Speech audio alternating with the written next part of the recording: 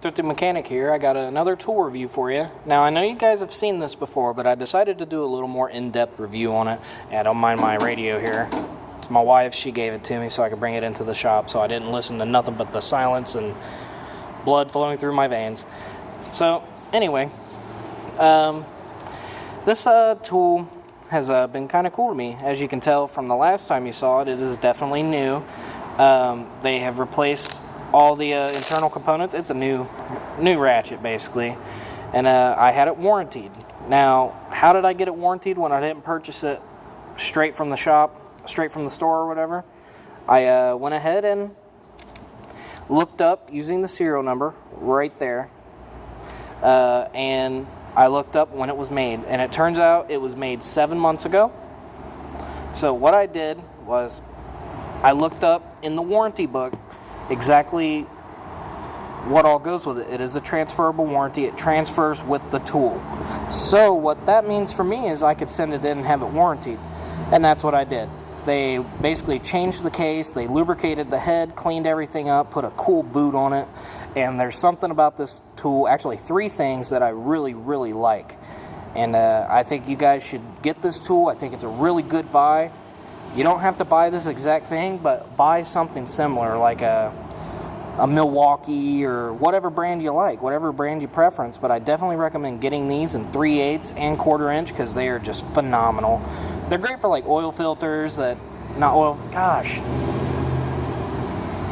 drain plugs that you just don't have much room, especially like on some Hondas where you only get like this much room and you don't have much room with that ratchet to really swing the ratchet to open it up and turn it and all that. But this really helps because you get that nice light from the LED up here to see what you're doing. You get the 0 degree kind of thing. You don't have to move the ratchet at all. And you also get a manual ratcheting system with it. So like when you got it on the faster, you can actually turn it without hitting the button to tighten it. And I think that's a really good feature. It can handle up to 45 foot-pounds of torque, which is way more than you'll ever need for a drain plug, to tighten it by hand. It'll handle that before it starts kind of breaking free like an impact. And the next thing that I really, really like is the boot. This keeps all the foreign particles out and keeps all the grease and all that jazz in there so nothing gets worn really quick. Now, the third and final thing, and this is probably my favorite thing of the entire tool, is that little button right there. Basically, it's not a button, it's a light. And it gives me a heads up on when my battery's going dead. So, like, if I'm working on something and I notice this thing's getting weak, I don't have to take the battery off and test it on a charger. I just got to look at it right there. It's green, and that's all I need. This tool is really cool. I mean, they are kind of pricey. They're about $400 online.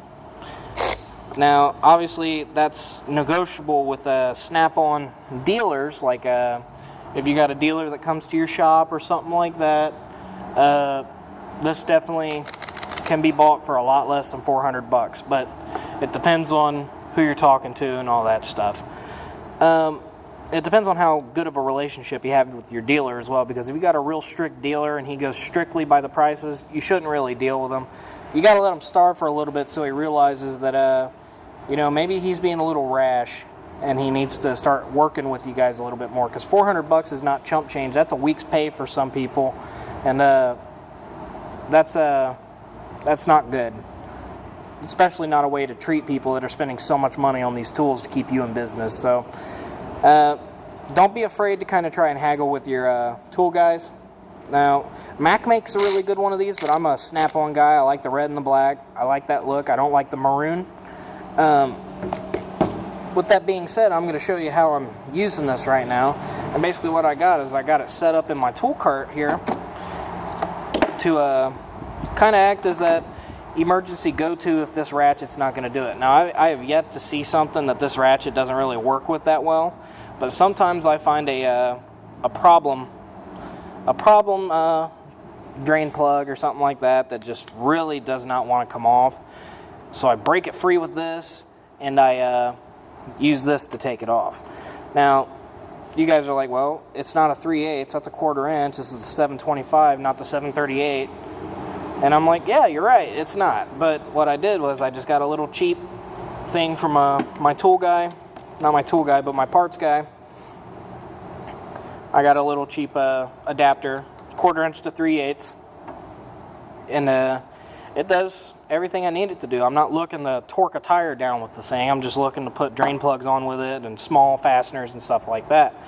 This, when you have no swinging room and you can just get the socket on the bolt and all that stuff, and you just need to be able to move it and you don't want to sit there all day, this is what it's for. That is the bee's knees right there. And if you don't want to carry around a air hose, those can get a little bulky. If you don't want to carry around an air hose, these are the way to go. I know a lot of flat rate technicians are going towards like, instead of using air impacts and air ratchets and all that stuff, they're going more towards the battery powered and buying a fart ton of batteries because they save money. And not save money, but they make money faster, because this has just as much power as most air ratchets in this size. So why not? Yeah, it's more. It costs more and all that stuff, and there's probably not as much of a warranty for them, but in a flat rate world, time is money, and you'll do anything you can to save yourself a couple tenths of an hour doing jobs. So definitely a good buy to have, especially if you're in the flat rate world. Getting the nice snap-on 1/2 inch impacts. Those things are supposedly boasting 700 foot-pounds of torque now, and I'm really curious to try it. So Snap-on, if you're watching my stuff, I like your stuff a lot. I'd love to review one of your 1/2 inch impacts. I have your 3/8 over here. Oops, wrong one. I have your 3/8 impact right there, but I'd like to try your 1/2 inch. I love the 3/8, so I know the 1/2 inch can't be much less inviting. Now, with that being said, that tool is really, really cool, but I got a couple of tools I want to show you. Anybody who's seen these knows how versatile they are. This is a flip socket, and if you mess with tires or anything like that, this is probably one of the best things you can buy. And I don't know why I never brought it up before, but I've had these for a little while, and I think they are just freaking great. And you might think, well, it's just a socket, what's the point? Well, it's a flip socket, and it's not about the point, it's about the versatility of it. So, like, you know how you look at something, you kind of eyeball how big that stud is, and you're like, how big is it? And it looks like a 19. And all of a sudden, you go to put it on, and it doesn't fit. And you're like, dang it, it's a 21. So guess what? There's a 21 there. So instead of having to walk all the way, say you're way over there with that Sunfire, you don't have to walk all the way back here, waste 30 seconds to a minute or a couple minutes looking for your socket, grabbing that 21. You can take it off your impact, flip it, put it on your impact, and you're done. That is the beauty of a flip socket, and you can get these. Sorry, as I was saying. Yeah, I mean, the flip sockets are really good. They help save you a lot of time and a lot of money. And, you know, as with flat rate technicians, everything is important when it comes down to time. So, the last thing I want to show you that I think is really, really cool is, shoot, where'd it go?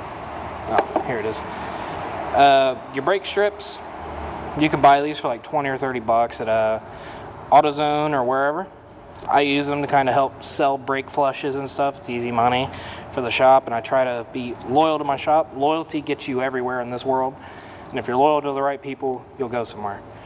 So there's that. Another cool little neat thing. Apparently, and I don't know how much I like it, but this is a serpentine belt tester, and basically what it does is it's got these little teeth, and you stick them in there, and if you can see light through them, the belt's bad.